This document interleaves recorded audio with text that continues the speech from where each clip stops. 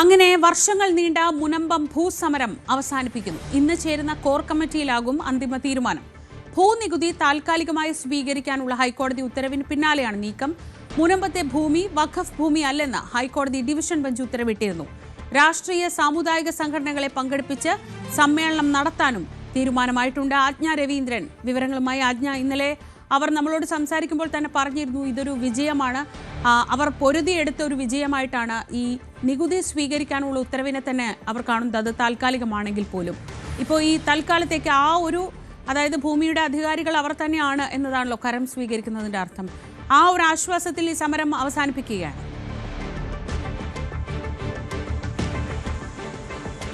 തീർച്ചയായിട്ടും 411ാമത്തെ ദിവസമാണ് ഇന്ന് മുനമ്പത്തെ ആളുകൾ അവരുടെ ഭൂമിയിലെ റവന്യൂ അവകാശങ്ങൾ പുനഃസ്ഥാപിക്കണം എന്നാവശ്യപ്പെട്ടുകൊണ്ട് സമരരംഗത്തിറങ്ങിയിട്ട്.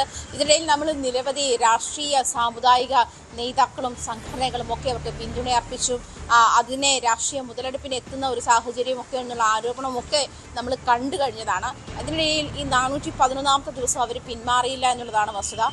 4 വർഷമായി മുനമ്പത്തെ ആളുകൾ അവരുടെ ഭൂമിയിന്മേലുള്ള റവന്യൂ അവകാശം അവർക്ക് നിഷേധിക്കപ്പെട്ടിട്ട് അതിനിടയിൽ ഈ 4 വർഷത്തിനിടയിൽ അവരുടെ സാമ്പത്തികമായ ഭൂമി വെച്ചുള്ള സാമ്പത്തികമായ ഇടപാടുകളൊന്നും നടന്നിട്ടില്ല. ഈ ഒരൊറ്റ കാരണം കൊണ്ട് എന്നുള്ളത് കാര്യവും ദയനീയവുമാണ്. കാരണം പല ആളുകൾക്കും അസുഖമുണ്ട്, ചിലരുടെയൊക്കെ മക്കളുടെ വിവാഹം നടത്തണം, ഇതിനൊക്കെയുള്ള ലോണ് അങ്ങനത്തെ കാര്യങ്ങൾക്കൊക്കെ വേണ്ടിയിട്ട് ഈ ഭൂമിയുമായി ചെന്ന് അതിൻ്റെ ആവശ്യങ്ങളുമായി ബന്ധപ്പെട്ട് എത്തിയപ്പോഴായിരുന്നു ഇവർ ഈ റവന്യൂ അവകാശങ്ങൾക്ക് അവർക്ക് നിഷേധിക്കാൻ സാഹചര്യം ഉണ്ടായത്. കരം സ്വീകരിക്കേണ്ട എന്നൊരു നിലപാടാണ് ഉള്ളത്. വഖഫ് ബോർഡ് അത്തരത്തിലൊരു നോട്ടീസ് ഇന്റിമേഷൻ റവന്യൂ വകുപ്പിൽ അറിയിച്ചിട്ടുണ്ട്. അത് വഖഫ് ഭൂമിയാണ് എന്നുള്ള കാര്യത്തിൽ. അങ്ങനെയാണ് ഈ 4 വർഷം മുൻപ് ഇവർ ഈ സമരം ഈ ഒരു അവസ്ഥയിലേക്ക് വരുന്നതും 411ാമത്തെ ദിവസം ആയി നീളുന്ന ഈ സമരത്തിലേക്ക് അവർ നിരാഹാര സമരം, അതായത് റിലേ നിരാഹാര സമരമായിരുന്നു അവരനുഷ്ഠിച്ചു പോന്നിരുന്നത്. അങ്ങനെ ഒരു സമരത്തിലേക്ക് എത്തുന്നതും അങ്ങനെയാണ്. അതേസമയം ഹൈക്കോടതി ഡിവിഷൻ ബെഞ്ച് ഈ അടുത്തിടെ തന്നെയാണ് മുനമ്പത്തെ ഭൂമി വഖഫ് ഭൂമി അല്ല, അത് കൃത്യമായി മുനമ്പത്തെ ഭൂമിയുമായി ബന്ധപ്പെട്ടുള്ള ഡീഡിൽ, അതായത് സിദ്ദിഖ് സേട്ട് ഫാറൂഖ് കോളേജിന് 1950 എഴുതി നൽകിയ ഡീഡിൽ അത് വ്യക്തമായി പറയുന്നുണ്ട്. പ്രത്യേകിച്ചും അത് എഡ്യൂക്കേഷൻ പർപ്പസിന് വേണ്ടിയിട്ടുള്ളതാണ്. വഖഫ് ബോർഡിലേക്കുള്ള ഭൂമിയാണെങ്കിൽ അല്ലെങ്കിൽ വഖഫിലേക്കുള്ള ഭൂമിയാണെങ്കിൽ അതിന് സ്പെസിഫിക് ആയിട്ടൊരു ഇന്ന ആവശ്യത്തിന് ഉപയോഗിക്കുമെന്ന് സ്പെസിഫിക് ആയി പറയാൻ കഴിയില്ല. അത് വഖഫ് തീരുമാനിക്കുകയാണ് ചെയ്യുക ഭൂമി ഏറ്റെടുത്ത ശേഷം. അതല്ലെങ്കിൽ മറ്റൊരു പ്രധാനപ്പെട്ട ക്ലോസ് ഉണ്ടായിരുന്നത് സിദ്ദിഖ് സേട്ട് ഈ ഭൂമിയുടെ കൈമാറ്റ സമയത്ത് പറഞ്ഞിരിക്കുന്നത് ഫാറൂഖ് കോളേജിന്റെ അധികൃതർ ഈ ഭൂമി എഡ്യൂക്കേഷൻ പർപ്പസിന് ഉപയോഗിച്ചില്ലെങ്കിൽ എൻ്റെയോ എൻ്റെ ഹയേഴ്സിൻ്റെയോ, അതായത് അനന്തരാവകാശികളുടെയോ പിന്തുടർച്ചാവകാശികളിലേക്കോ ഈ ഭൂമി തിരിച്ചെടുക്കാനുള്ള അവകാശം, അല്ലെങ്കിൽ അവരിലേക്ക് തന്നെ വന്നു ചേരുന്ന അവകാശം, അതായത് വിദ്യാഭ്യാസ ആവശ്യത്തിന് ഉപയോഗിച്ചില്ലെങ്കിൽ ഇത് തന്നിലേക്കോ തൻ്റെ പിൻഗാമികളിലേക്കോ തിരിച്ചു വരുന്ന ഒരു സാഹചര്യമാണ് അതിൽ ഉണ്ടായിരുന്നത്. അങ്ങനെയാണ് വളരെ കൃത്യമായിട്ട് അതിൽ സൂചിപ്പിച്ചിരുന്നത്.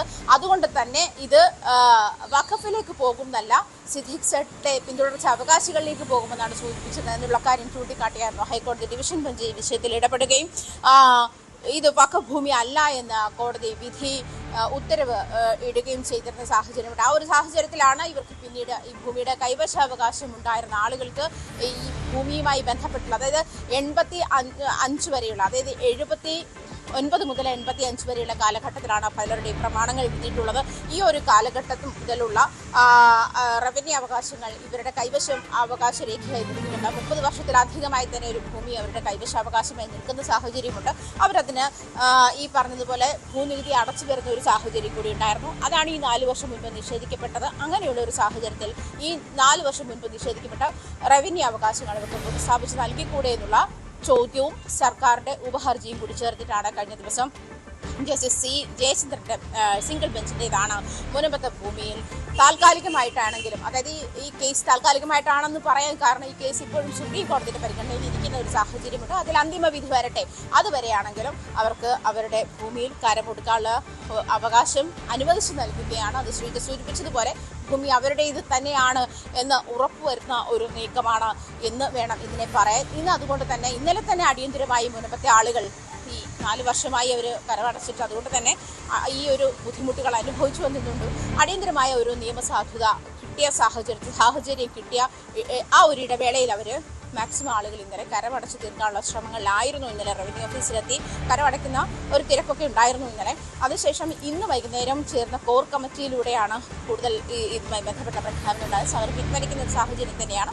411 ദിവസം നീണ്ട സമരത്തിനൊടുവിലാണ് മുൻപത്തെ ആളുകൾ അവരുടെ അവകാശങ്ങൾ നേടിയെടുക്കുന്ന ഒരു വിധിയിലേക്ക് എത്തിയത് എന്നുള്ള കാര്യമാണ് വസ്തുത. ശ്രീജ അജ്ഞ, ഇതോടൊപ്പം അവിടെ ഇപ്പോൾ ഇന്നലെ ഒരു വിഭാഗം ആളുകളാണ് കോടതിയെ സമീപിക്കുന്നതും അവർ സ്വന്തം നിലയ്ക്ക് ഒരു അഭിഭാഷകനെ നിയോഗിച്ച് സമരസമിതിയിൽ നിന്ന് പുറത്തു പോയവരാണ് അവർ. ഈ വിഷയത്തിൽ ഈ സമരം അവസാനിപ്പിക്കുന്ന കാര്യത്തിൽ അങ്ങനെ ഒരു ഏകകണ്ഠമായ തീരുമാനത്തിലേക്ക് അവർക്ക് എത്താൻ കഴിഞ്ഞിട്ടുണ്ടോ?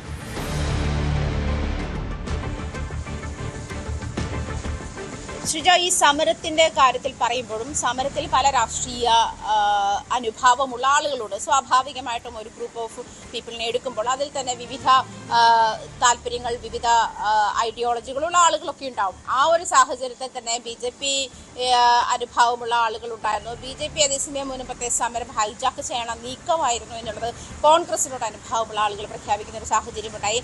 സുരേഷ് ഗോപി സമരപ്പന്തൽ സന്ദർശിക്കുന്നു. അതിനുശേഷം 50ഓളം ആളുകൾ BJPയിലേക്ക് അംഗത്വം സ്വീകരിച്ചു മാറുന്ന സാഹചര്യം അങ്ങനെയൊക്കെ ഉണ്ടായിരുന്നു. അങ്ങനെ ഈ മുനമ്പത്തെ തന്നെ സമരപന്തലിൽ വെച്ച് തന്നെ ഈ BJP അംഗത്വം സ്വീകരിക്കുന്ന സാഹചര്യം ഉണ്ടായിരുന്നു. അതുപോലെ വിവിധ സഭാധ്യക്ഷന്മാർ, വിവിധ സഭകൾ മുനമ്പത്തെ ആളുകൾക്ക് ഐകദാർഢ്യം പ്രഖ്യാപിച്ചുകൊണ്ട് അവിടെ എത്തുന്ന ഒരു സാഹചര്യം ഒക്കെ ഉണ്ടായിരുന്നു. നമുക്ക് അറിയാം അതിനുണ്ടായിരുന്ന പിന്തുണ എത്രത്തോളമാണ്, അതിന് നൽകിയിരുന്ന പിന്തുണ എത്രത്തോളമാണ്. സർക്കാർ ഇക്കാര്യത്തിൽ അല്പം ഒരു പിന്നോക്കമായിട്ടുള്ള ഒരു നയം സ്വീകരിച്ചത് എങ്ങനെയാണ്, അങ്ങനെ നിന്നുള്ള വിമർശനങ്ങളൊക്കെ സർക്കാരിൻ്റെ എതിരെ വന്നിരുന്ന ഒരു സാഹചര്യം കൂടി കണ്ടാകുന്നു.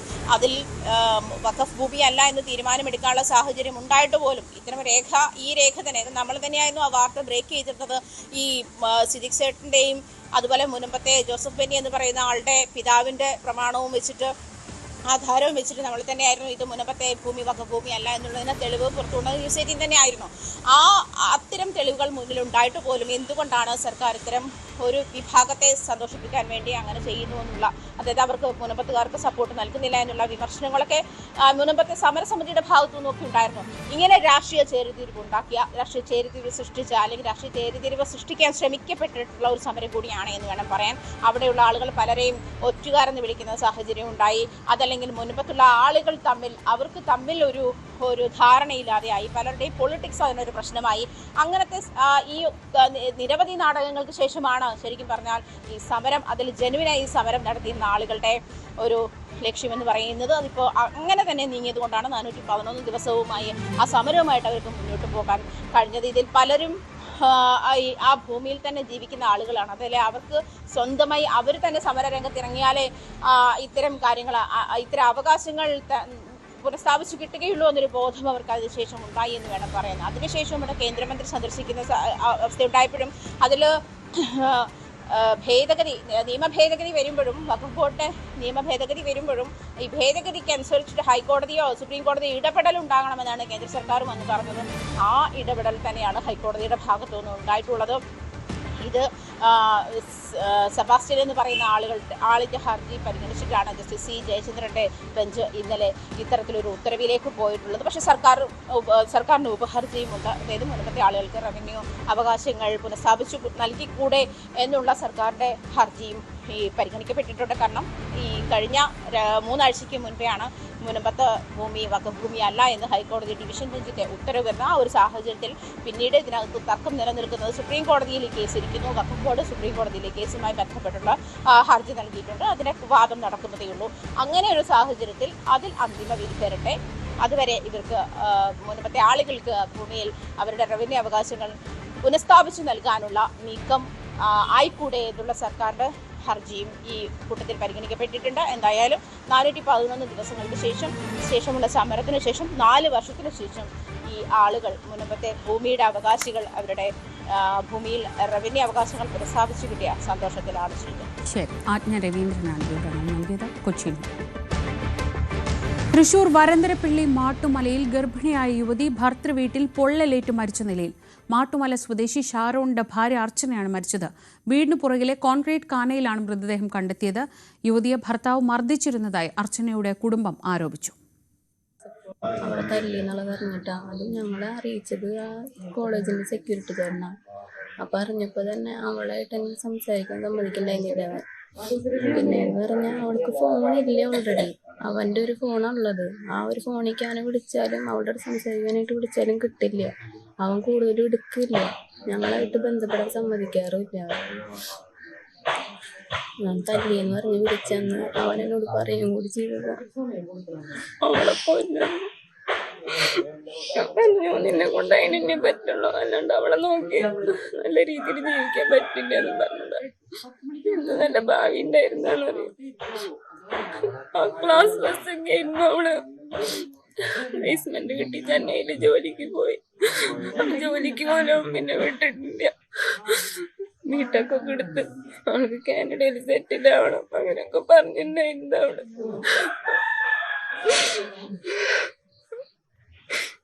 ഉപദ്രവിച്ചുണ്ടെന്ന് തോന്നുന്നുണ്ട്. അവനെന്തോ ടോർച്ചർ ചെയ്ത് അവിടെ വല്ലാണ്ട് പേടിപ്പിച്ച് നിർത്തണ പോലെ തോന്നിയിട്ടുള്ള. എപ്പോഴും വിളിക്കുമ്പോഴും സംസാരിക്കുമ്പോഴൊക്കെ ഞങ്ങളായിട്ട് അടുപ്പിക്കാൻ സമ്മതിക്കുന്നുണ്ടായിരുന്നില്ല. അവിടെ ഞങ്ങൾ നഷ്ടപ്പെട്ടത് ഞങ്ങളുടെ വേദന.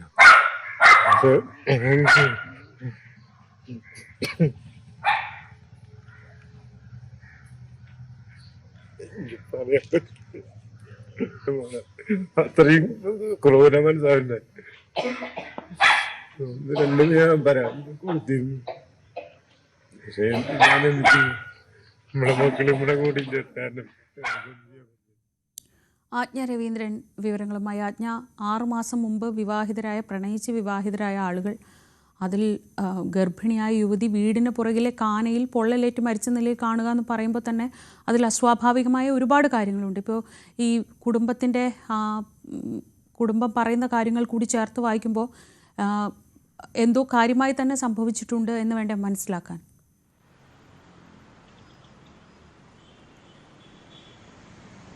ശ്രീജ, അത്തരത്തിലുള്ള സംശയത്തിലാണ് പോലീസും ഉള്ളത്. കാരണം ഈ ഷാരൂൺ കഞ്ചാവ് കേസിൽ പ്രതിയാണ്. പെയിന്റിംഗ് തൊഴിലാളിയായ ഇയാളെ കഴിഞ്ഞ ഒരു 6 മാസം മുൻപാണ് ഈ പെൺകുട്ടിയെ ഇയാൾ വിവാഹം കഴിച്ചതിന് ശേഷമാണ്. ഈ വിവാഹത്തിന് ശേഷം നിരന്തരം ഉപദ്രവിക്കുന്ന ഒരു സാഹചര്യം കൂടി ഉണ്ടായിരുന്നു. അർച്ചനയുടെ ഭർത്താവിൻ്റെ വീട്ടുകാർക്കെതിരെ പരാതി ഈ അർച്ചനയുടെ വീട്ടുകാർ തന്നെ നൽകിയിരിക്കുന്ന ഒരു സാഹചര്യമുണ്ട്. കാരണം ഈ പെൺകുട്ടി കോളേജിൻ്റെ മുൻവശത്ത് വെച്ച്, അവളുടെ കോളേജിൻ്റെ മുന്നിൽ വെച്ച് പരസ്യമായി മർദ്ദിച്ചിരുന്നതായിട്ടും അത് സെക്യൂരിറ്റി ജീവനക്കാരൻ വീട്ടുകാരെ അറിയിച്ചിരുന്നതായും വീട്ടുകാർ പോലീസിനോട് പറഞ്ഞിട്ടുണ്ട്. നിരന്തരം ഈ പെൺകുട്ടി ഈ ഭർത്തൃ വീട്ടിൽ നിന്നും പീഡനം ഏറ്റുവാങ്ങിയിരുന്നു. നിരന്തരം ഭർത്താവിന് ഈ ഷാരൂണിന് സംശയമുണ്ടായിരുന്നു ഭാര്യയെന്നാണ് പറയുന്നത്. അത്തരം നിരവധി പ്രശ്നങ്ങൾ, പരാതികൾ ഉണ്ടായിരുന്ന ഒരു സാഹചര്യം തന്നെയാണ് ഈ 6 മാസത്തിനുള്ളിൽ അർച്ചനയുടെ ഈ ദാമ്പത്യ ജീവിതവുമായി ബന്ധപ്പെട്ട് പറയാനുള്ളത്. അങ്ങനെയാണ്. അതുമാത്രമല്ല, ഈ പെൺകുട്ടി ഗർഭിണിയായിരുന്നു. ശ്രീജ സൂചിപ്പിച്ചതുപോലെ വീടിൻ്റെ സമീപത്ത് കാനയിൽ പൊള്ളലേറ്റ് മരിച്ച നിലയിൽ കിടക്കുന്ന ഒരു സാഹചര്യം അല്പം ദുരൂഹമാണ്. അത് കൊലപാതകമാണോ ആത്മഹത്യയാണോ എന്നുള്ള ഇതിൽ പോലും വ്യക്തത ഉണ്ടായിട്ടില്ല. കാരണം പോലീസ് അതുമായി ബന്ധപ്പെട്ടുള്ള അന്വേഷണത്തിലാണ്. ഫോറൻസിക് സംഘം വന്ന് പരിശോധന നടത്തിയ ശേഷം മാത്രമേ മൃതദേഹം അവിടെ നിന്നും ആശുപത്രിയിലേക്ക് മാറ്റുകയുള്ളൂ. നിലവിൽ മൃതദേഹം അവിടെ തന്നെയാണ്. അതുമാത്രമല്ല, ഈ പെൺകുട്ടിയുടെ വീട്ടുകാർ വലിയ പരാതിയാണ് ഈ ഷാരൂണിൻ്റെ അമ്മ രജനിക്കുമെതിരെ ഉന്നയിക്കുന്നത്. ഭർത്താവും കൂടി ചേർന്ന് നിരന്തരമായി മർദ്ദിക്കുകയും നിരന്തരമായി മാനസികമായും ശാരീരികമായും ഈ കുട്ടിയെ പീഡിപ്പിക്കുകയും ചെയ്തിരുന്നു എന്നുള്ള കാര്യത്തിലാണ് വ്യക്തതയെന്ന് അയലത്തുകാരും അത്തരം സാക്ഷ്യപ്പെടുത്തലുകളുണ്ട്. അതായത് ഈ ഷാരൂണിനെ അറിയാവുന്ന ആളുകളൊക്കെ അത്തരം സാക്ഷ്യപ്പെടുത്തലുകൾ നടത്തുന്നുണ്ട്. എന്തായാലും ഷാരൂണിനെയും അമ്മ രജനിയെയും ഇന്നലെ തന്നെ പോലീസ് കസ്റ്റഡിയിൽ എടുത്തിട്ടുണ്ട്. ആത്മഹത്യാ പ്രേരണ കുറ്റം ചുമത്തിയാണ് നിലവിൽ കേസെടുത്തിട്ടുള്ളത്. എന്തായാലും ഈ കൂടുതൽ ആളുകൾ ഇതുമായി ബന്ധപ്പെട്ട് ഉണ്ടോ, അതെ ഇതുമായി ബന്ധപ്പെട്ട് ഇതിൽ ഇൻവോൾവ് ആയിട്ടുണ്ടോ, ഷാരൂണിൻ്റെ ബന്ധുക്കൾ ആരെങ്കിലും ഇതിൽ ഇൻവോൾവ് ആയിട്ടുണ്ടോ, ഇത്രയും കാര്യങ്ങളൊക്കെ അന്വേഷിക്കണം. അതുമാത്രമല്ല, അർച്ചനയുടേത് ആത്മഹത്യയാണോ എന്ന കാര്യത്തിലും സ്ഥിരീകരണം ഉണ്ടായിട്ടില്ല. ഏത് സാഹചര്യത്തിലാണ് പൊള്ളലേറ്റ് വീട്ടിൽ നിന്നും ഇറങ്ങി ഓടിയ സാഹചര്യത്തിൽ കാനയിൽ വീണതാണോ, അത്തരം കാര്യങ്ങളൊക്കെ ഉണ്ട്. അത് കൊലപാതകമാണോ, അത് ആത്മഹത്യയാണോ, അതിൻ്റെ ഭാഗമായി സംഭവിച്ചതാണോ, ഇത്തരം കാര്യങ്ങളൊക്കെ ഇനി വ്യക്തത വരാനുണ്ട്. എന്തായാലും ഫോറൻസിക് സംഘം എത്തി പരിശോധന നടത്തിയ ശേഷം മൃതദേഹം ഈ കണ്ടെത്തിയ സ്ഥലത്തുനിന്ന് മാറ്റാനുള്ള സാഹചര്യമുണ്ടോ. നിലവിലെന്തായാലും വരന്തരപ്പള്ളി പോലീസ് ഇതുമായി ബന്ധപ്പെട്ട് കേസെടുത്തിട്ടുണ്ട്. ഷാരൂണിൻ്റെ അമ്മ രജനിയെയും കസ്റ്റഡിയിൽ എടുത്തിട്ടുണ്ട് പോലീസ്. ശ്രീജ, ശരി, ആജ്ഞയാണ് വിവരങ്ങൾ നൽകിയത് കൊച്ചിയിൽ നിന്ന്. ഇനി മറ്റൊരു അന്താരാഷ്ട്ര തലത്തിൽ ഇന്നലെ വലിയ ഒരു അഭ്യൂഹമായി ഇമ്രാൻഖാനെ സംബന്ധിച്ചൊരു വാർത്ത പടർന്നിരുന്നു. അത് ഇമ്രാൻഖാൻ കൊല്ലപ്പെട്ടു എന്നതായിരുന്നു. ആ അഭ്യൂഹങ്ങൾക്കൊക്കെ വിരാമമായിരിക്കുന്നു. ഇമ്രാൻഖാനെ കാണാൻ സഹോദരിക്ക് അനുമതി നൽകി. ഇന്നും ചൊവ്വാഴ്ചയും ഇമ്രാനെ കാണാൻ കുടുംബാംഗങ്ങൾക്ക് അവസരം ഒരുക്കുമെന്ന് പാക് പോലീസ് ഉറപ്പ് നൽകിയെന്നാണ് റിപ്പോർട്ടുകൾ. അഭിലാഷ് രാധാകൃഷ്ണൻ വിവരങ്ങളുമായി. അഭിലാഷ്, ഈ സഹോദരിമാരെ ഇമ്രാനെ കാണാൻ അനുവദിച്ചില്ല എന്നിടത്തു നിന്നാണ് ഈ അഭ്യൂഹങ്ങളൊക്കെ തുടങ്ങുന്നത്. ഇപ്പോൾ പോലീസിന്റെ ഭാഗത്ത് നിന്ന് ഇങ്ങനെ ഒരു ഉറപ്പ് കിട്ടിയതോടെ അവിടെ നടന്നിരുന്ന പ്രതിഷേധങ്ങളൊക്കെ അവസാനിച്ചോ? ഇമ്രാന് കുഴപ്പമൊന്നുമില്ല എന്ന നിലയിലേക്ക് തന്നെയാണോ കാര്യങ്ങൾ പോകുന്നത്? ശ്രീജ, തീർച്ചയായിട്ടും സഹോദരിമാർക്ക് ഇമ്രാൻഖാനെ കാണാൻ അനുമതി കൊടുത്തെങ്കിൽ അതിൻ്റെ അർത്ഥം ഇമ്രാൻഖാന് മറ്റ് പ്രശ്നങ്ങളൊന്നുമില്ല, അദ്ദേഹം ജീവനോടെ തന്നെ ഉണ്ട് എന്നുള്ളതിൻ്റെ തെളിവാണ് അത്. ഇന്നും ചൊവ്വാഴ്ചയുമാണ് സഹോദരിമാർക്ക് മുൻ പ്രധാനമന്ത്രിയായിട്ടുള്ള ഇമ്രാൻഖാനെ കാണാനുള്ള അനുവാദം പോലീസ് നൽകിയിരിക്കുന്നത്. ഇതുമായി ബന്ധപ്പെട്ട് വലിയ അഭ്യൂഹങ്ങൾ കഴിഞ്ഞ ദിവസങ്ങളിൽ പ്രചരിച്ചിരുന്നു. പ്രധാനമായും ബലൂചിസ്ഥാനിലെ വിദേശകാര്യ മന്ത്രാലയത്തിൻ്റെ ട്വിറ്ററിൽ നിന്ന് വന്ന ചില സന്ദേശങ്ങളാണ് ഇത്തരത്തിൽ വലിയൊരു അഭ്യൂഹങ്ങൾ പടർന്നത്. ISIയും ഇപ്പോഴത്തെ പ്രധാനമന്ത്രിയും ചേർന്നിട്ട് ജയിലിൽ വെച്ച് ഇമ്രാൻഖാനെ, അതായത് തെഹരീക്ക് ഇൻസാഫ് പാകിസ്ഥാന്റെ നേതാവിനെ ജയിലിൽ വെച്ച് കൊന്നുകളഞ്ഞു എന്നുള്ള അഭ്യൂഹങ്ങൾ പടർന്നു. മാത്രമല്ല, ഇതുമായി ബന്ധപ്പെട്ട് കഴിഞ്ഞ ഒരാഴ്ചയായി ഈ ഇമ്രാൻഖാൻ്റെ സഹോദരിമാർ ജയിലിന് മുന്നിൽ സമരം ചെയ്യുകയായിരുന്നു. തൻ്റെ സഹോദരനെ കാണാൻ അനുവദിക്കുന്നില്ല എന്നുള്ള സമരം നടക്കുമ്പോഴാണ് ഇത്തരത്തിലൊരു അഭ്യൂഹം പടർന്നത്. അത് പിന്നീട് രാജ്യമൊട്ടാകെ വലിയ ചർച്ചയായി മാറി. അവിടുത്തെ വലിയൊരു രാഷ്ട്രീയ പാർട്ടിയുടെ നേതാവാണ് ഈ ഇമ്രാൻഖാൻ. അദ്ദേഹത്തെ ജയിലിൽ വെച്ച് കൊന്നുകളഞ്ഞു എന്നുള്ളത് രാജ്യത്തെ തന്നെ പിടിച്ചു കുലുക്കുന്ന ഒരു സംഭവമായി മാറേണ്ടതായിരുന്നു. ആ ഒരു അവസരത്തിൽ കൂടിയാണ് ഇപ്പോൾ ഇത്തരത്തിൽ പോലീസ് അയയുന്നതും ഇമ്രാൻഖാനെ കാണാൻ സഹോദരിമാർക്ക് അനുവാദം നൽകിയതും. കഴിഞ്ഞ കുറച്ച് ദിവസങ്ങളായി വലിയ രീതിയിലുള്ള സമരങ്ങളും പ്രതിഷേധങ്ങളും രാജ്യത്ത് നടക്കുന്നുണ്ടായിരുന്നു. പ്രത്യേകിച്ച് ഈ അദിയാല ജയിലിന് സമീപത്തെ തെരുവിൽ അവിടെ അലീമ ഖാൻ, ഇമ്രാൻഖാൻ്റെ ഒരു സഹോദരി അലീമ ഖാൻ അവിടെ നാളുകളായി സമരമിരിക്കുകയായിരുന്നു. അവരും PTI അനുയായികളും പാകിസ്ഥാൻ തെഹരീക്ക് ഇൻസാഫിൻ്റെ അനുയായികളും ചേർന്ന് വലിയ രീതിയിലുള്ള സമരങ്ങൾ നടത്തുകയായിരുന്നു. ഇമ്രാൻഖാനെ കാണാൻ അനുവദിക്കുന്നതുവരെ അവിടുന്ന് മാറില്ല എന്നുള്ള കടുത്ത തീരുമാനം തന്നെ അലീമ ഖാൻ സ്വീകരിച്ചിരുന്നു. ഈ ഒരു സമരത്തെ തുടർന്ന് വലിയ രീതിയിൽ ഗതാഗത കുരുക്കുകൾ അടക്കം ആംബുലൻസിന് പോലും പോകാൻ കഴിയാത്ത രീതിയിൽ ആ പ്രദേശം മുഴുവൻ ഈ സമരം മുഖരിതമായി മാറി. അതിനുശേഷം ആണ് ഇത്തരത്തിൽ ഇമ്രാൻഖാനെ കൊല്ലപ്പെട്ടു എന്നുള്ള വിവരങ്ങൾ അല്ലെങ്കിൽ അത്തരത്തിലുള്ള അഭ്യൂഹങ്ങൾ പടരുന്നത്. തുടർന്ന് പാകിസ്ഥാൻ്റെ പോലീസിന് അല്ലെങ്കിൽ അവിടുത്തെ സർക്കാരിന് ഇത്തരത്തിൽ ഇനി ഇമ്രാൻഖാനെ കാണിക്കാതിരിക്കാൻ കഴിയില്ല എന്നുള്ളൊരു സാഹചര്യത്തിലേക്ക് കാര്യങ്ങൾ എത്തുന്നു. കൂടുതൽ പാകിസ്ഥാൻ്റെ സാഹചര്യങ്ങൾ കൂടുതൽ വഷളാകാതിരിക്കാൻ കൂടി വേണ്ടിയിട്ടാണ് ഇപ്പോൾ ഇത്തരത്തിൽ ഒരു നീക്കം, ഒരു അയവ് വരുത്തുന്ന ഒരു തീരുമാനത്തിലേക്ക് പാകിസ്ഥാൻ സർക്കാർ എത്തുന്നത്. മാത്രമല്ല, ബലൂചിസ്ഥാനിൽ നിന്നുള്ള വലിയ ഭീഷണിയുമുണ്ട്. ഇമ്രാൻഖാന് എന്തെങ്കിലും സംഭവിച്ചാൽ വലിയ വില പാകിസ്ഥാൻ കൊടുക്കേണ്ടി വരുമെന്നുള്ള രീതിയിലുള്ള പ്രഖ്യാപനങ്ങളും ബലൂചിസ്ഥാൻ നേതാക്കളിൽ നിന്ന്, അവിടുത്തെ രാഷ്ട്രീയ പാർട്ടി നേതാക്കളിൽ നിന്നൊക്കെ വലിയ രീതിയിലുള്ള പ്രചാരണങ്ങളൊക്കെ വന്നിരുന്നു, പ്രഖ്യാപനങ്ങൾ വന്നിരുന്നു. അതിന് പിന്നാലെയാണ് ഇപ്പോൾ ഇത്തരത്തിൽ ഇമ്രാൻഖാനെ കാണാനുള്ളൊരു അവസരം നൽകിയിരിക്കുന്നത്. ഓഗസ്റ്റ് 2023 മെയ് 9-നാണ് ഇത്തരത്തിൽ ഇമ്രാൻഖാനെ അറസ്റ്റ് ചെയ്യുന്നത്. ഇസ്ലാമാബാദിലെ ഹൈക്കോടതിയിൽ വെച്ചിട്ടാണ് അവിടുത്തെ NAB അറസ്റ്റ് ചെയ്യുന്നത്. നിരവധി കേസുകൾ ഇയാൾക്ക് ഇമ്രാൻഖാന്റെ മേൽ ചുമത്തിയിരുന്നു. ഒന്ന്, അൽ ഖാദർ എന്ന് പറയുന്ന ഒരു ട്രസ്റ്റ് ഉണ്ട്, ഇമ്രാൻഖാന്റെ നേതൃത്വത്തിലുള്ള ആ ട്രസ്റ്റ് വലിയ അഴിമതി നടത്തിയെന്നുള്ളൊരു ആരോപണമുണ്ട്. മാത്രമല്ല, പ്രധാനമന്ത്രിയായിരുന്ന കാലത്ത് വിദേശ സഞ്ചാരങ്ങൾ നടത്തുമ്പോൾ അവിടെ മറ്റ് രാജ്യങ്ങളിൽ നിന്നുള്ള കിട്ടിയ സമ്മാനങ്ങൾ രാജ്യത്തിൻ്റെ സ്വത്തായിട്ടാണ് അതിനെ കാണുന്നത്. ആ സമ്മാനങ്ങൾ, അതിൽ വാച്ചുകളുണ്ട്, ആഭരണങ്ങളുണ്ട്, തുടങ്ങി വിലപിടിപ്പുള്ള ഒരുപാട് സാധനങ്ങളുണ്ട്. അവയെല്ലാം $140 മില്യൺ വിറ്റു എന്നുള്ള $140 മില്യൺ വിറ്റു എന്നുള്ള ഒരു ആരോപണമുണ്ട്. തുടങ്ങിയിട്ടുള്ള ആരോപണങ്ങളിൽ കേസ് നടന്നു. അങ്ങനെ 2023 ഓഗസ്റ്റ് 5-ന് 3 വർഷത്തെ കഠിന തടവിന് വിധിക്കുകയായിരുന്നു ഇമ്രാൻഖാനെ. അങ്ങനെ കഴിയുമ്പോഴാണ്, ജയിലിൽ കഴിയുമ്പോഴാണ് കഴിഞ്ഞ ആഴ്ചകളിൽ സഹോദരനെ കാണാൻ ഇമ്രാൻഖാന്റെ സഹോദരിമാർ ജയിലിലെത്തുന്നതും. എന്നാൽ പോലീസ് അവരെ തടഞ്ഞു. മാത്രമല്ല, ആക്രമിച്ചു എന്നുള്ള റിപ്പോർട്ടുകൾ പുറത്തു വന്നു. സഹോദരനെ കാണാൻ പോയ സഹോദരിമാരെ വലിയ രീതിയിലുള്ള ആക്രമണങ്ങൾ അഴിച്ചുവിട്ടു. 3 സഹോദരിമാർക്കും, അതായത് നൂറിൻ ഖാൻ, ഉസ്മ ഖാൻ, അലീമ ഖാൻ, ഈ 3 സഹോദരിമാരെയും പാർട്ടിയുടെ അനുയായികളെയും പോലീസ് അതിക്രൂരമായി മർദ്ദിച്ചു എന്നുള്ള റിപ്പോർട്ട് വന്നു. അതിന് പിന്നാലെയാണ് ഈ 3 സഹോദരിമാരിൽ ഏറ്റവും പ്രധാനപ്പെട്ട ആളായ അലീമ ഖാൻ ഒറ്റയ്ക്ക് ഒരു വലിയ സമരത്തിനിറങ്ങുന്നത്. മറ്റു 2 സഹോദരിമാരും ഒപ്പമുണ്ടായിരുന്നു. അങ്ങനെയാണ് ഇതൊരു സമരം കടുത്ത ഒരു സാഹചര്യത്തിൽ കൂടിയാണ് ഇമ്രാൻഖാനെ കാണാനായിട്ടുള്ള അനുമതി പോലീസ് നൽകുന്നതും. അങ്ങനെ അനുമതി കിട്ടിയതോടുകൂടി തന്നെ ഇമ്രാൻഖാൻ കൊല്ലപ്പെട്ടു എന്നുള്ള അഭ്യൂഹങ്ങളും അവിടെ അവസാനിച്ചു. ശ്രീജ, അഭിലാഷാണ് വിവരങ്ങൾ നൽകിയത്. അമേരിക്കയിൽ വൈറ്റ് ഹൗസിന് സമീപത്തുണ്ടായ വെടിവെപ്പിൽ സുരക്ഷാ ഉദ്യോഗസ്ഥർക്ക് പരിക്കേറ്റു. തലയ്ക്ക് വെടിയേറ്റ സൈനികരുടെ നില ഗുരുതരമാണെന്നാണ് FBI അറിയിക്കുന്നത്. ജനസാന്ദ്രതയേറിയ ഫരാഗഡ് മെട്രോ സ്റ്റോപ്പിനടുത്താണ് വെടിവെപ്പ് നടന്നത്. അക്രമി 15-ലധികം തവണ വെടിയുതിർത്തുവെന്നാണ് റിപ്പോർട്ട്. 2021 സെപ്റ്റംബറിൽ അമേരിക്കയിലേക്ക് കുടിയേറിയ 29-കാരനായ അഫ്ഗാൻ പൗരനാണ് അക്രമിയെന്നാണ് റിപ്പോർട്ട്. ഇയാൾക്ക് ഏറ്റവും കടുത്ത ശിക്ഷ നൽകുമെന്ന് പ്രസിഡന്റ് ഡൊണാൾഡ് ട്രംപ് കുറിച്ചു. ഹോങ്കോങ്ങിലെ വോങ് ഫുക് കോട്ട് അപ്പാർട്ട്മെന്റിലെ തീ അണയ്ക്കാൻ ശ്രമം തുടരുന്നു. ഇന്ന് ഒരു ദിവസം മുഴുവൻ പരിശ്രമിച്ചാലേ തീ കെടുത്താൻ കഴിയൂ എന്നാണ് അധികൃതർ അറിയിക്കുന്നത്. ഇതുവരെ 44 പേരുടെ മരണം സ്ഥിരീകരിച്ചു. 300ഓളം പേരെ കാണാനില്ല എന്നത് ദുരന്തത്തിന്റെ വ്യാപ്തി വലുതാക്കുന്നു. സംഭവത്തിൽ 3 പേരെ പോലീസ് അറസ്റ്റ് ചെയ്തു.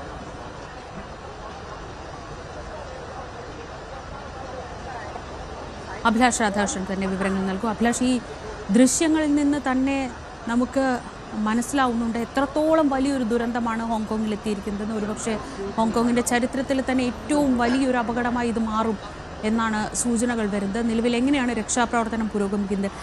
ഈ തീപിടുത്തത്തിൻ്റെ കാരണം എന്താണ്? ആ രീതിയിലുള്ള വിവരങ്ങൾ പുറത്തു വരുന്നുണ്ട്. ശ്രീജ, ഇപ്പോൾ ഈ തീപിടുത്തത്തിൻ്റെ കാരണം എന്താണെന്നുള്ളതാണ് ഇപ്പോൾ അന്വേഷിക്കുന്നത്. എന്നാൽ തീപിടുത്തം തീ ആളിപ്പടരാനുണ്ടായ സാഹചര്യത്തിൽ അതിൽ ചില നിർദ്ദേശങ്ങൾ അല്ലെങ്കിൽ ചില വിവരങ്ങൾ പോലീസിന് ലഭിച്ചിട്ടുണ്ട്. അതായത് ഈ കെട്ടിടത്തിൽ പുനർനിർമ്മാണം നടക്കുകയായിരുന്നു. പലയിടത്തും റിനോവേഷൻസ് ഉണ്ടായിരുന്നു. ഈ റിനോവേഷൻസിന് വേണ്ടി കൊണ്ടുവന്ന ബാംബു സ്കഫോൾഡിങ്സ് ഉണ്ട്. അതായത് മുകളിലേക്ക് ഉയരത്തിലേക്ക് കയറാനായിട്ട് ജോലിക്കാർക്ക് കയറുന്നതിന് ഉപയോഗിക്കുന്നതാണ് ഈ സ്കഫോൾഡിംഗ് എന്ന് പറയുന്നത്. ഇത് മുള കൊണ്ടുണ്ടാക്കിയതാണ്. ഈ സ്കഫോൾഡിങ്ങും അതുപോലെ പോളിസ്റ്ററൈൻ എന്ന് പറയുന്ന ഒരു വസ്തുവുണ്ട്. അത് തെർമോകോളും ഒക്കെ ഉണ്ടാക്കുന്ന സാധനമാണ്. അതുപോലെ ഈ പ്ലാസ്റ്റിക് കണ്ടെയ്നറൊക്കെ ഭക്ഷണമൊക്കെ കണ്ടെയ്ൻ ചെയ്യുന്ന ഒരു കണ്ടെയ്നറുണ്ട്. അപ്പോൾ ഇതൊക്കെ ഉണ്ടാക്കുന്നതാണ് ഈ പോളിസ്റ്ററൈൻ എന്ന് പറയുന്നത്. ഇത് തീ ആളിപ്പടരാനുള്ള സാഹചര്യം ഉണ്ടാക്കി. മാത്രമല്ല ഈ കെട്ടിടം നിർമ്മിക്കുമ്പോൾ കെട്ടിടത്തിൻ്റെ വിൻഡോ, കതക്, ജനൽ, അതിൻ്റെ പാളികളിൽ തെർമോകോളിൻ്റെ അംശമുണ്ട്. അപ്പോൾ ഇതിലൊക്കെ ശക്തമായി തീ പടർന്നിട്ടുണ്ട്. ഇതാണ് ഈ തീ ആളിക്കത്താനുള്ളൊരു കാരണമായി പോലീസ് കണ്ടെത്തുന്നത്. അങ്ങനെ ഈ കെട്ടിടത്തിൻ്റെ നിർമ്മാണ കമ്പനിയുടെ 2 ഡയറക്ടർമാരെയും അവരുടെ ഒരു കൺസൾട്ടൻറ്റിനെയും പോലീസ് ഇന്നലെ തന്നെ അറസ്റ്റ് ചെയ്തിരുന്നു. ഇവർക്ക് 3 പേർക്കുമെതിരെ കുറ്റം ചുമത്തി കേസെടുക്കാനാണ് പോലീസിൻ്റെ തീരുമാനം. മാത്രമല്ല ഇപ്പോൾ നിലവിൽ അവിടുത്തെ സാഹചര്യം എന്ന് പറയുന്നത് വലിയ രീതിയിലുള്ള തീ അണയ്ക്കാനുള്ള ശ്രമങ്ങൾ നടന്നുകൊണ്ടിരിക്കുകയാണ്.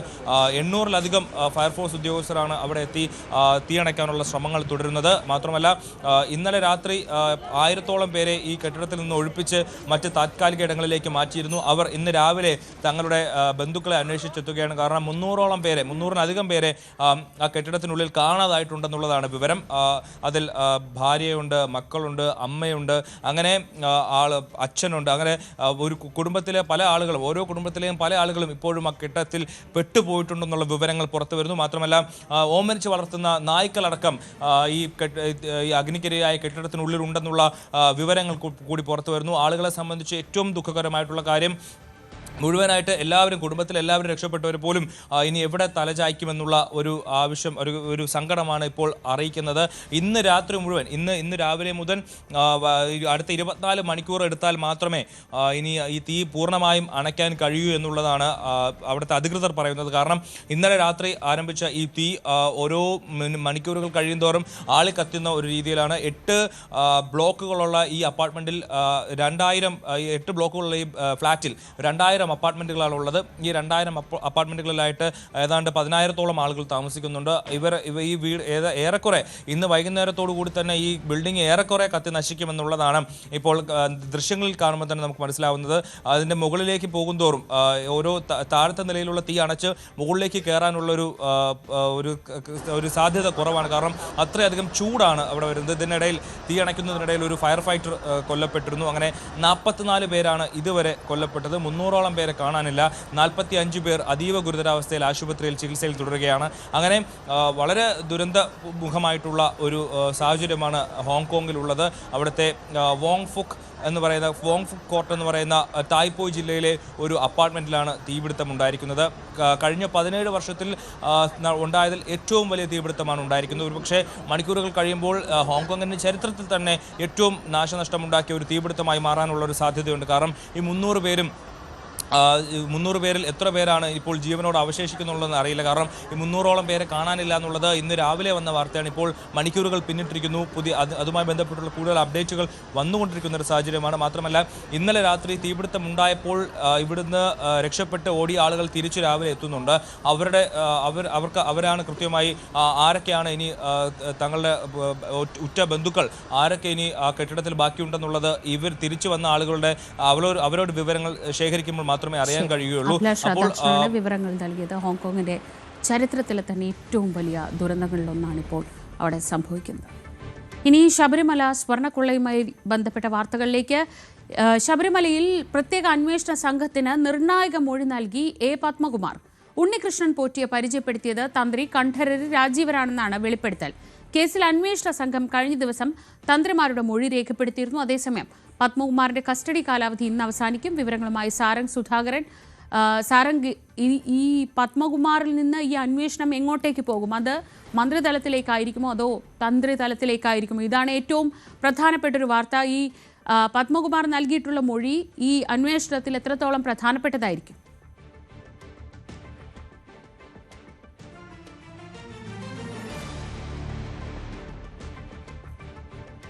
ശബരിമല സ്വർണ്ണക്കൊള്ളയിൽ പ്രത്യേക അന്വേഷണ സംഘത്തിന് പത്മകുമാർ നൽകിയ നിർണായക മൊഴിയുടെ വിവരങ്ങളാണ് ഇപ്പോൾ പുറത്തുവരുന്നത്. ഉണ്ണികൃഷ്ണൻ പോറ്റിയെ തനിക്ക് പരിചയപ്പെടുത്തിയത് ആ സമയത്തെ തന്ത്രിയായിരുന്ന കണ്ഠരര് രാജീവരാണ് എന്ന മൊഴിയാണിപ്പോൾ എ പത്മകുമാർ നൽകിയിരിക്കുന്നത്. സാരംഗ്, ഈ പത്മകുമാറിന്റെ കസ്റ്റഡി കാലാവധി ഇന്ന് അവസാനിക്കാനിരിക്കുകയാണ്. ഈ മൊഴി, തന്ത്രിയാണ് തന്നെ പരിചയപ്പെടുത്തിയത് എന്ന മൊഴി ഈ അന്വേഷണത്തിൽ എത്രത്തോളം പ്രധാനപ്പെട്ടതാണ്?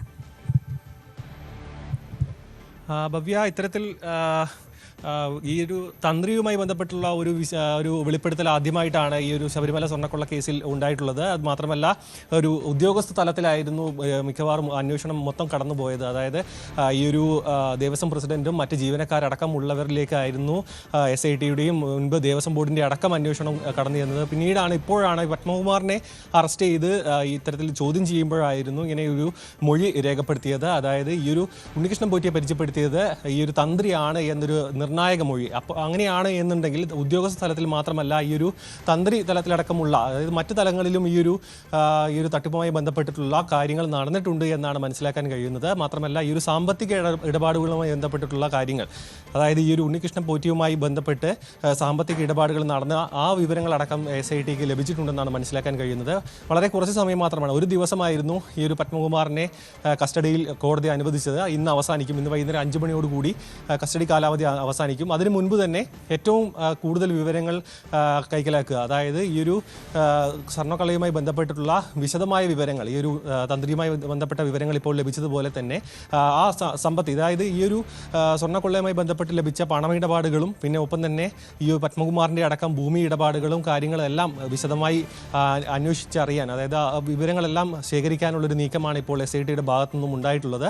ഇതിനൊപ്പം തന്നെ ഈ ഒരു പാസ്പോർട്ട് അടക്കം ഈ ഒരു സീസ് ചെയ്ത് വെച്ചിട്ടുള്ള ഒരു നിർണായകമായൊരു നീക്കം SITയുടെ ഭാഗത്തു നിന്നുണ്ടായിരുന്നു. ഇതെല്ലാം വിരൽ ചൂടുന്നത് ഇതിൽ വലിയൊരു ശൃംഖലയുണ്ടോ, വലിയൊരു നെറ്റ്വർക്ക് ഇതിൻ്റെ പിന്നിൽ പ്രവർത്തിച്ചിട്ടുണ്ടോ എന്നൊരു ചോദ്യം SITക്ക് മുൻപിലുണ്ട്. അങ്ങനെയാണെങ്കിൽ അതിലേക്ക് അടക്കം എത്തുക, അതായത് വളരെ ചുരുങ്ങിയൊരു സമയപരിധിയാണ് ഈ ഒരു ഹൈക്കോടതി അനുവദിച്ചെങ്കിലും ആ സമയം കൊണ്ട് നിർണായകമായ എല്ലാ വിവരങ്ങളും അന്വേഷിച്ച് കണ്ടെത്തി ഈ ഒരു ശബരിമലയുമായി ചേർന്ന് നിൽക്കുന്ന ഉദ്യോഗസ്ഥ തലത്തിലുള്ള ഇതിൽ ബന്ധപ്പെട്ടിരിക്കുന്ന കണ്ണികളെയും ഇതിന് പുറമേയുള്ള കണ്ണികളെയും, അതായത് ഈ ഒരു സ്വർണം വേർതിരിച്ചെടുക്കാൻ അടക്കം സഹായിച്ചതും പിന്നെ ഈ ഒരു അന്തർ സംസ്ഥാന ലോബി ഉണ്ടെന്നടക്കമുള്ള സൂചനകളുണ്ട്. അങ്ങനെയാണെങ്കിൽ ഇത് എവിടെ വരെ എത്തിയിട്ടുണ്ട്, ഈ പണം ആരുടെയൊക്കെ കയ്യിലേക്ക് എത്തിയിട്ടുണ്ട്, സ്വർണം എത്രത്തോളം നഷ്ടപ്പെട്ടു എന്ന നിർണായക വിവരങ്ങൾ കണ്ടെത്തുന്നതിന് വേണ്ടിയുള്ള ഒരു സുപ്രധാന ഒരു ലീഡാണ് ഇപ്പോൾ ലഭിച്ചിട്ടുള്ളത് SITക്ക്. അങ്ങനെയാണെങ്കിൽ ഇപ്പോൾ ഇത്തരത്തിൽ നോക്കുകയാണെന്നുണ്ടെങ്കിൽ ആരോപണ വിധേയരായ എല്ലാവരെയും ഒന്നുകിൽ ചോദ്യം ചെയ്യാൻ വിളിപ്പിക്കുക അല്ലെങ്കിൽ അറസ്റ്റ് ചെയ്യുക എന്ന രീതിയിലേക്ക് കാര്യങ്ങൾ എത്തിയിരുന്നു. അങ്ങനെയാണെങ്കിൽ തന്ത്രിയിലടക്കം ഇത്തരത്തിലുള്ള അന്വേഷണം എത്തി നിൽക്കാനുള്ളൊരു സാധ്യതയുണ്ട്. ഭവ്യ, സാരംഗ് സുധാകരനാണ് വിവരങ്ങൾ നൽകിയത് തിരുവനന്തപുരത്ത് നിന്ന്.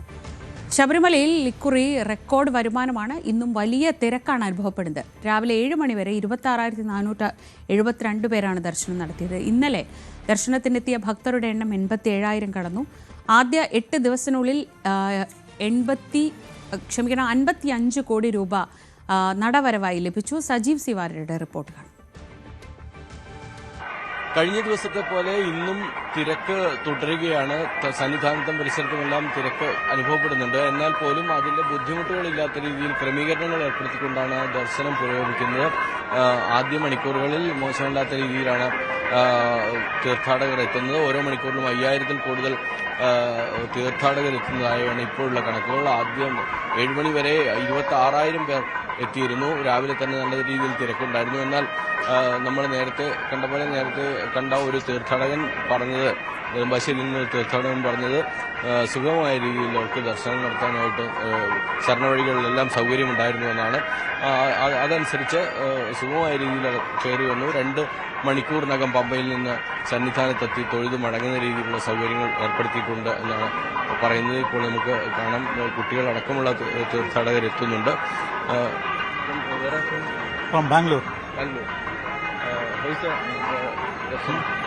Nice. Early morning we had good darshan. So now early morning little bit rush also is there. Good darshan actually. Yeah. There is no obstacles. Not much. Went well actually. Thank you.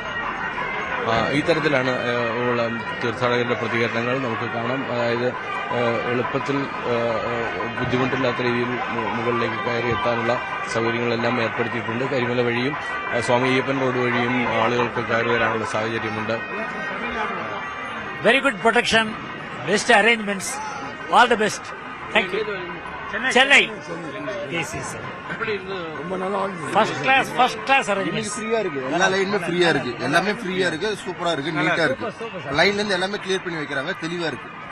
சொல்றாங்க அது up and down இருந்ததா இருக்கும், அதெல்லாம் எதுவும் பண்ண முடியாது. But சாமி கோயில் நீட்டா இருக்கு. Because of the puja performance இல்லையா, அது based on வந்து ஸ்டக் ஆகுது, மற்றபடி ஒன்றும் இல்லை.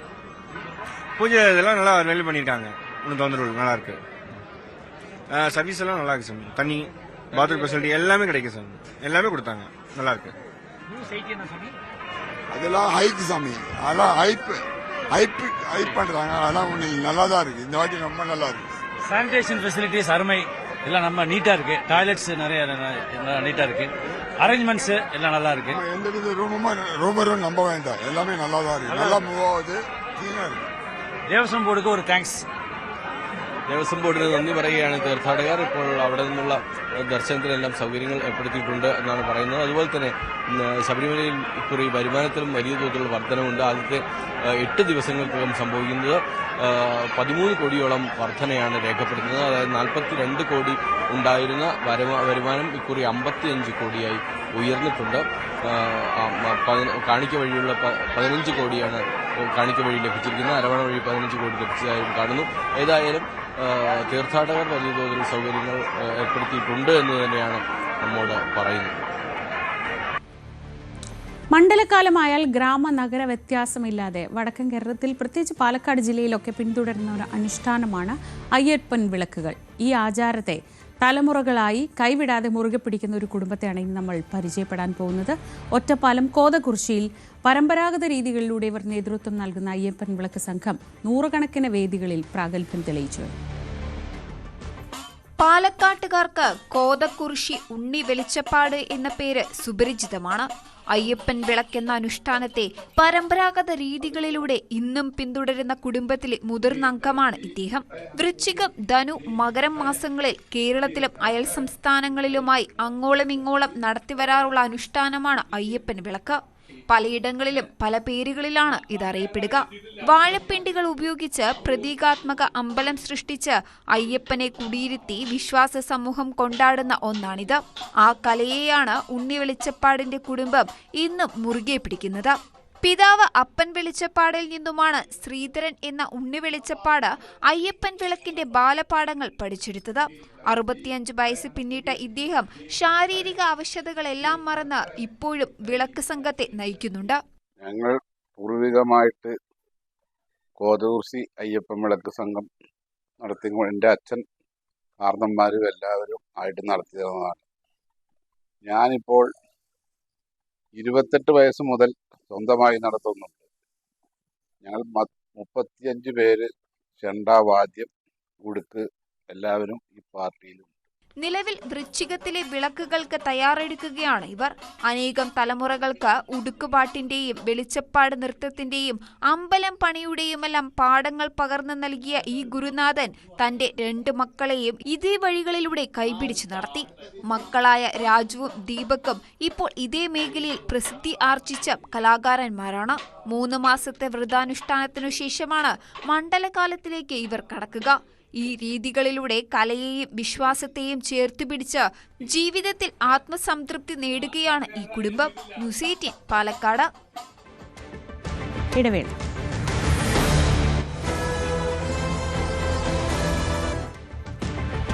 പത്തനംതിട്ട കോന്നി തൂമ്പാക്കുളത്ത് ഓട്ടോ മറിഞ്ഞ് മരിച്ച വിദ്യാർത്ഥികളുടെ പോസ്റ്റ്മോർട്ടം ഇന്ന്. 8 വയസ്സുള്ള ആദിലക്ഷ്മിയും 4 വയസ്സുകാരൻ യദുകൃഷ്ണനുമാണ് അപകടത്തിൽ മരിച്ചത്. പോസ്റ്റ്മോർട്ടം നടപടികൾ പൂർത്തിയാക്കി ഇരുവരും പഠിച്ച കരുമൺതോട്ടിലെ ശ്രീനാരായണ സ്കൂളിൽ മൃതദേഹം പൊതുദർശനത്തിന് വയ്ക്കും. ഇന്നലെയാണ് കോന്നി തൂമ്പാക്കുളത്ത് ഓട്ടോറിക്ഷ മറിഞ്ഞ് അപകടമുണ്ടായത്. ശശിനാരായണൻ വിവരങ്ങളുമായി. ശശി, അത്യന്തം ദുഃഖമുണ്ടാക്കുന്നതായിരുന്നു. ഇന്നലെ രാത്രി വൈകി 2ാമത്തെ കുഞ്ഞിൻ്റെ കൂടി മരണം അറിഞ്ഞിരുന്നു. ഇപ്പോൾ നടപടിക്രമങ്ങളൊക്കെ പൂർത്തിയായി കഴിഞ്ഞു. എപ്പോഴായിരിക്കും സംസ്കാര ചടങ്ങ്?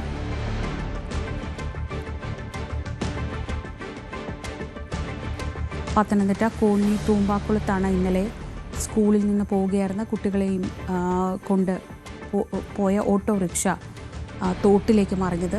പാമ്പിനെ കണ്ട് ഓട്ടോ ഡ്രൈവർ വെട്ടിച്ചത് നേരെ തോട്ടിലേക്ക് പതിക്കുകയായിരുന്നു.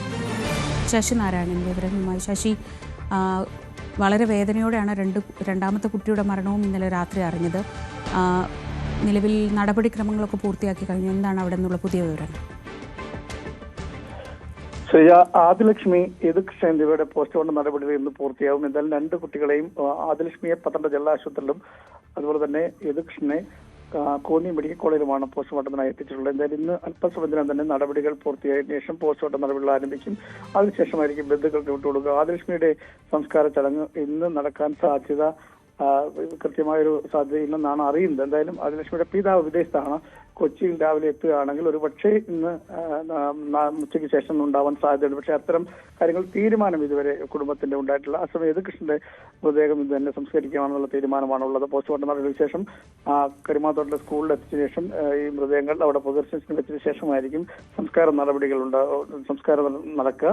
എന്തായാലും ആദിലക്ഷ്മിയുടെ പിതാവ് വന്നതിന് ശേഷമായിരിക്കും തീരുമാനമുണ്ടാകുക. ഇന്ന് രാവിലെ എത്തുമെന്നാണ്, നെടുമ്പാശ്ശേരി എത്തും. അതിനുശേഷമായിരിക്കും സംസ്കാര ചടങ്ങുകളെ കുറിച്ച് തീരുമാനിക്കാനാണ് വീട്ടുകാർ, ബന്ധുക്കൾ അറിയിച്ചിട്ടുള്ളത്. എന്തായാലും 2 കുട്ടികളുടെയും പോസ്റ്റ്മോർട്ടം നടപടികൾ 10 മണിക്ക് ശേഷം പൂർത്തിയാകുമെന്നാണ് നമുക്ക് ലഭിച്ചിരിക്കുന്നത്. ഇന്നലെ തന്നെ ഈ കുട്ടികളുടെ 2 പേരുടെയും മൃതദേഹം ആശുപത്രിയിൽ എത്തിച്ചിരുന്നു. എന്തായാലും ദാരുണമായൊരു സംഭവമാണ് ഇന്നലെ ഉണ്ടായത്. 6 കുട്ടികളാണ് ഈ വാഹനത്തിൽ ഉണ്ടായിരുന്നത്, ഈ ഓട്ടോറിക്ഷയിൽ ഉണ്ടായിരുന്നത്. പക്ഷേ നമുക്ക് ആദ്യം ലഭിക്കുന്നത് 5 കുട്ടികളെന്നാണ് ആദ്യം ലഭിച്ചിരുന്നത്.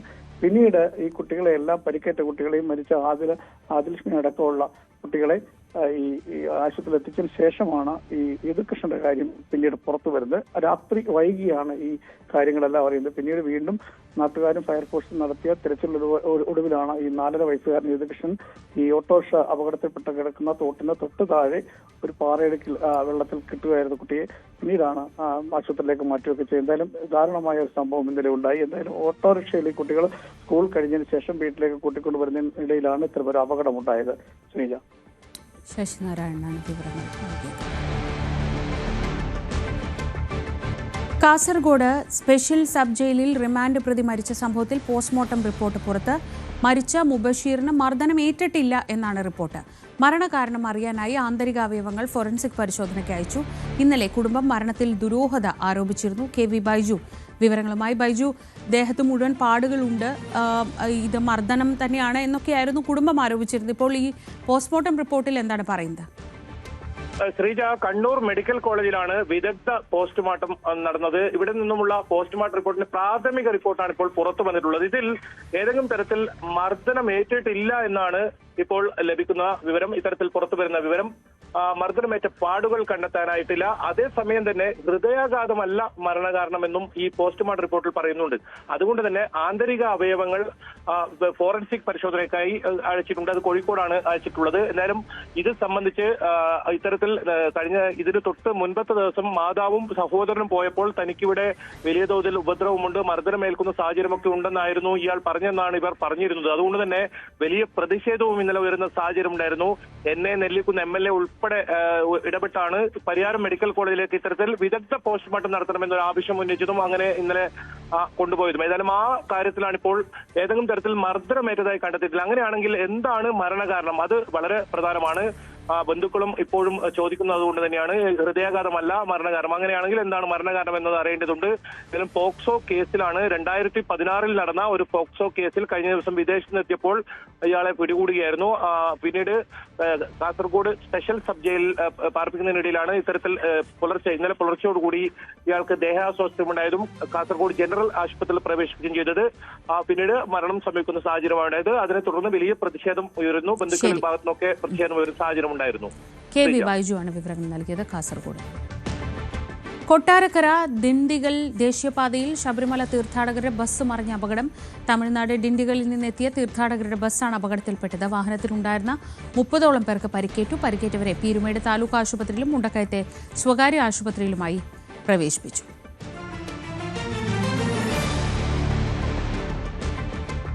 ബീഹാറിലെ തെരഞ്ഞെടുപ്പ് തോൽവി ചർച്ച ചെയ്യാൻ ഇന്ന് കോൺഗ്രസ് യോഗം ചേരും. AICC നേതാക്കളും സംസ്ഥാന നേതാക്കളും ചർച്ചയിൽ പങ്കെടുക്കും. വോട്ട് ചോരി നടന്നുവെന്നാണ് കരുതുന്നതെന്ന് പാർട്ടി അധ്യക്ഷൻ മല്ലികാർജുൻ ഖാർഗെ പ്രതികരിച്ചു.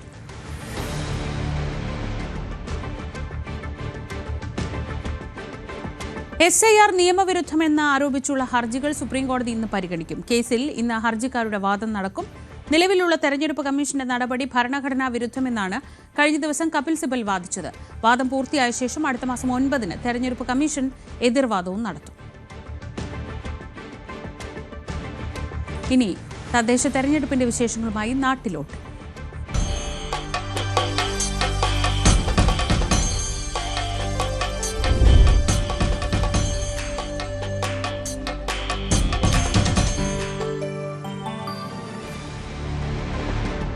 CPM-ഉം കോൺഗ്രസും രാഷ്ട്രീയ ഇരട്ടകളെന്ന് BJP സംസ്ഥാന അധ്യക്ഷൻ രാജീവ് ചന്ദ്രശേഖർ.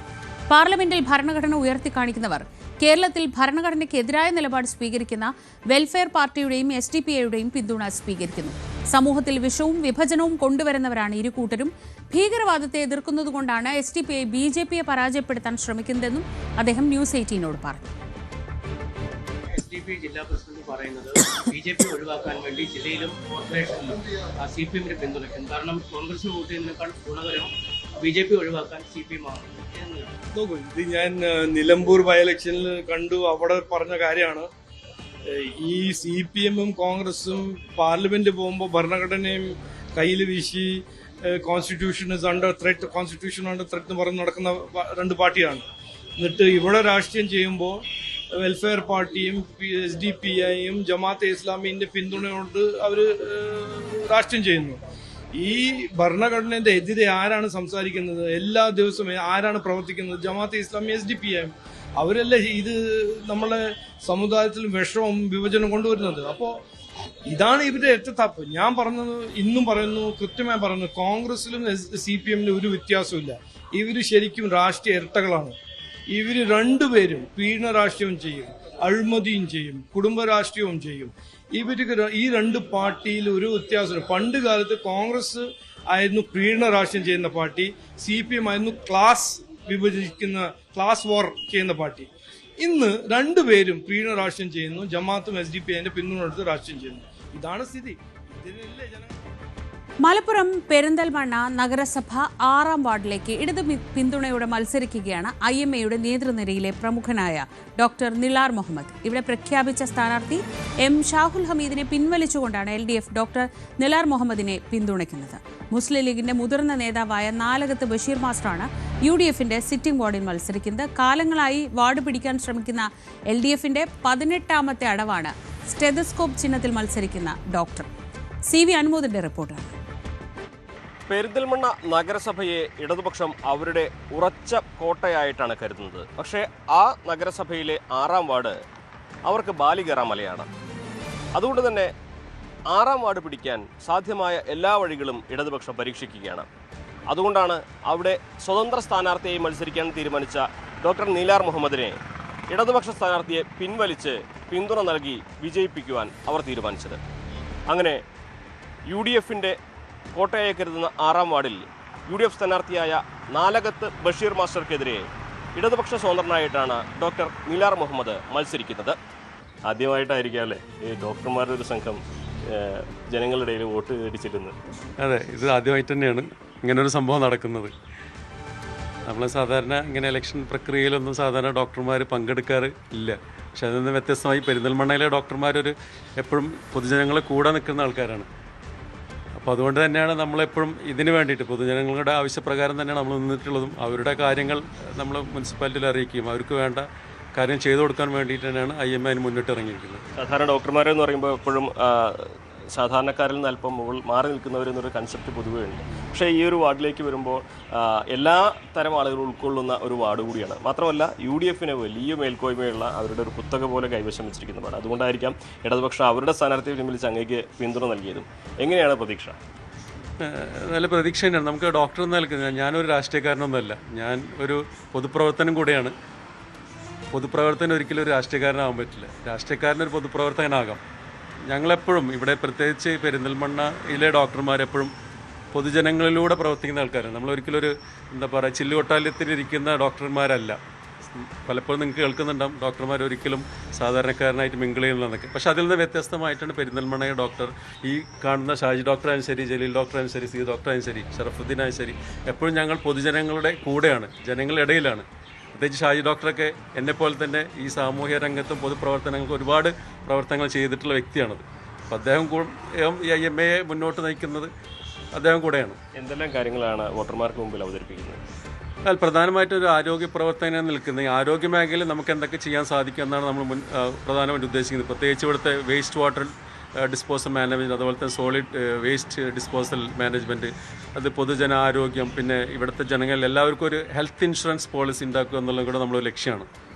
ഹോസ്പിറ്റൽ സിറ്റിയായി പെരിന്തൽമണ്ണയിലെ ഏറ്റവും അധികം ഡോക്ടർമാർ നിൽക്കുന്ന അല്ലെങ്കിൽ താമസിക്കുന്ന ഒരു ഇടം കൂടിയാണ് ഈ 6-ാം വാർഡ്. അതുകൊണ്ട് തന്നെ ആ ഒരു കമ്മ്യൂണിറ്റിയുടെ എല്ലാ പിന്തുണയും സാധാരണക്കാർക്കൊപ്പം കിട്ടിയാൽ വിജയിച്ച് കയറാൻ കഴിയുമെന്ന് പ്രതീക്ഷിക്കുന്നു. തീർച്ചയായും നമ്മൾ ഏകദേശം 1500 ഡോക്ടർമാർ പെരിന്തൽമണ്ണ IMAയിലുണ്ട്. ഏകദേശം 15ഓളം ആശുപത്രിയിലുണ്ട്. അവിടെയുള്ള എല്ലാ ഡോക്ടർമാരും ഒരുപോലെ സപ്പോർട്ട് ചെയ്യുന്നത് വ്യക്തിയാണ് ഞാൻ. കാരണം എന്താ വെച്ചാൽ IMAയുടെ ഒരു നയമുണ്ട്. IMAയിലെ ഏതെങ്കിലും ഒരു മെമ്പർ, ഒരു ഡോക്ടർ മെമ്പർ ഏത് പാർട്ടിയിലായാലും സ്ഥാനാർത്ഥിയായി നിൽക്കുകയാണെങ്കിൽ IMA സപ്പോർട്ട് ചെയ്യുന്നുള്ളത് IMAയുടെ നയമാണ്. അതിൻ്റെ അടിസ്ഥാനത്തിലാണ് എന്നെയും, ഞാൻ സ്വതന്ത്ര സ്ഥാനാർത്ഥിയായി നിൽക്കുന്ന എന്നെയും ഈ എല്ലാ ഡോക്ടർമാരും എന്നെ സപ്പോർട്ട് ചെയ്യുന്നത്. ഇടതുപക്ഷം എന്താ പറഞ്ഞത് പിന്തുണയുമായിട്ട്? ഇടതുപക്ഷം ഒരു എന്താ പറയുക അൺകണ്ടീഷണൽ സപ്പോർട്ടാണ് ഇത് തന്നിരിക്കുന്നത്. അവർ എൻ്റെ കാൻഡിഡേറ്റ്ഷിപ്പിൻ്റെ ഇത് കണ്ടിട്ടായിരിക്കാം അവരെന്നെ സപ്പോർട്ട് ചെയ്യുന്നത്. മറുവശത്ത് സാധാരണക്കാർക്കിടയിൽ പരിചയമില്ലാത്ത ആൾക്കാരാണ് ഡോക്ടർമാരെന്ന തരത്തിലാണ് മറുവശത്തുള്ള പ്രചാരണം. അതായത് ഒരു മെമ്പറായി കഴിഞ്ഞാൽ എപ്പോഴും ആക്സസിബിൾ ആയിരിക്കില്ല, ഫോണിൽ കിട്ടില്ല, കാര്യങ്ങളുമായിട്ട് ചെന്നാൽ ചിലപ്പോൾ കാണാൻ കഴിയുന്നില്ല. അത്തരത്തിലുള്ള പല പ്രചാരണങ്ങളും സാമൂഹ്യ മാധ്യമങ്ങൾ നമ്മൾ ശ്രദ്ധയിൽപ്പെടും. എങ്ങനെയാണ് അതിനുള്ള മറുപടി? പക്ഷെ ഞാൻ ടോട്ടലി ഡിഫറെൻ്റ് ആണ്. കാരണം വെച്ചാൽ എൻ്റെ ഫോൺ 24 മണിക്കൂർ റിങ് ചെയ്തുകൊണ്ടിരിക്കും. എൻ്റെ ഭാര്യ പോലും ഇപ്പോൾ വേറെ റൂമിൽ കിടക്കുന്നത്. കാരണം ഇത് ഈ ഫോൺ അടിക്കുന്നതുകൊണ്ട് ബുദ്ധിമുട്ടായതുകൊണ്ട്, മനസ്സിലായോ? പക്ഷേ എത്രയും ആക്സസിബിൾ ആയിട്ടുള്ള ഡോക്ടറാണ് ഞാൻ. സാധാരണ രാവിലെ 5:30 ഗ്രൗണ്ടിൽ വന്നാൽ, ഇവിടെ സ്റ്റേഡിയം നിങ്ങൾ കണ്ടിട്ടുണ്ടാവും, ആ ഗ്രൗണ്ടിൽ എക്സസൈസ് കഴിഞ്ഞ് മാർക്കിലൊക്കെ പോയി മീൻ മേടിച്ചിട്ടാണ് വീട്ടിൽ തിരിച്ചു വന്നത്. അത്രയും ജനകീയമായിട്ടാണ് ഞാൻ നിൽക്കുക. ഞാനിത് ഉദ്ദേശിച്ചിട്ടല്ല ഇപ്പോൾ ചെയ്തു തുടങ്ങി. ഞാൻ കഴിഞ്ഞ 30 വർഷത്തോളം പെരിന്തൽമണ്ണയുണ്ട്. ഞാൻ അന്ന് മുതലുള്ള പ്രവൃത്തിയാണ്. ഞാൻ എന്നും ജനങ്ങളിലൂടെ പ്രവർത്തിക്കുന്ന ഒരു വ്യക്തിയാണ്. കാരണം പൊതുപ്രവർത്തനം എനിക്ക് വളരെ ഇഷ്ടപ്പെട്ട കാര്യമാണ്. അതുകൊണ്ട് തന്നെ ഡോക്ടർ എന്ന് പറഞ്ഞാൽ എൻ്റെ ഒരു പാഷനുമാണ്, എൻ്റെ പ്രൊഫഷനും കൂടെയാണ്. അത് ദൈവം തന്നിട്ടൊരു അനുഗ്രഹമാണ്. അതോടൊപ്പം തന്നെ ഈ പൊതുപ്രവർത്തനവും മുന്നോട്ട് കൊണ്ടാണ് എൻ്റെ തീരുമാനം. അതൊരു സേവനം ജനസേവനത്തിന് തടസ്സമാവില്ല? ഒരിക്കലും ഇല്ല, അതൊരിക്കലും ഇല്ല. നമ്മൾക്ക് IMAയുടെ ഫൗണ്ടർ മെമ്പർ BC റോയ് എന്ന് പറയുന്നത് കൽക്കട്ടയിലെ മുഖ്യമന്ത്രിയായിരുന്നു. അദ്ദേഹം ഒരു ഫേമസ് സർജനായിരുന്നു. സർജറി എന്ന് പറഞ്ഞാൽ ഞാൻ ഫിസിഷ്യനാണ്, പക്ഷേ അതിനേക്കാളും കൂടുതൽ ബുദ്ധിമുട്ടുള്ള കാര്യം സർജൻ. അത്രയും തിരക്ക് പിടിച്ച ഒരു സർജനായിട്ട് ഡോക്ടർ BC റോയ് കൽക്കട്ടയുടെ മുനിസിപ്പൽ ചെയർമാനായിരുന്നു, അവിടുത്തെ മുഖ്യമന്ത്രിയായി ഒരുപാട് കാര്യങ്ങൾ ചെയ്യുന്നുണ്ട്. അപ്പോൾ അതിനൊക്കെ പാത പിന്തുടർന്നുള്ളൊരു സംഘടനയാണ് ഇന്ത്യൻ മെഡിക്കൽ അസോസിയേഷൻ. അപ്പോൾ അതുകൊണ്ട് തന്നെ എൻ്റെ പ്രൊഫഷൻ ഒരിക്കലും അതിനൊരു തടസ്സമാവുകയില്ല. പ്രിയപ്പെട്ട ചിഹ്നം തന്നെയാണ് അല്ലേ? പ്രിയപ്പെട്ട ചിഹ്നം തന്നെയാണ്. എൻ്റെ ചിഹ്നം സ്റ്റെത്തസ്കോപ്പാണ്. ഡോക്ടറെ സംബന്ധിച്ചോളം അദ്ദേഹത്തിൻ്റെ ബ്രെഡ് ആൻഡ് ബട്ടർ എന്ന് പറയുന്നത് സ്റ്റെത്തസ്കോപ്പാണ്. ആ സ്റ്റെത്തസ്കോപ്പ് തന്നെയാണ് എനിക്ക് ചിഹ്നമായിട്ട് കിട്ടിയിരിക്കുന്നത്. എങ്ങനെയുണ്ട് പ്രതീക്ഷകൾ? തീർച്ചയായും വളരെ നല്ല പ്രതീക്ഷയാണ്.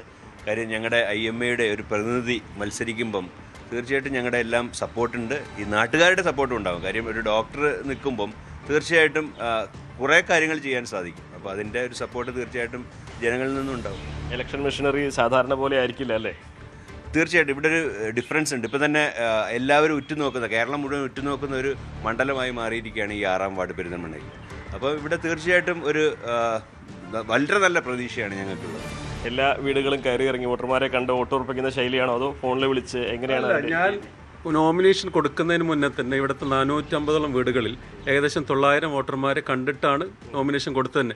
അവരുടെ പൂർണ്ണ സമ്മതത്തോടാണ് നോമിനേഷൻ കൊടുത്തത് തന്നെ. നോമിനേഷൻ്റെ ഏറ്റവും അവസാനത്തെ ദിവസം ഉച്ചയ്ക്ക് ശേഷമാണ് ഞാൻ നോമിനേഷൻ കൊടുത്തത്.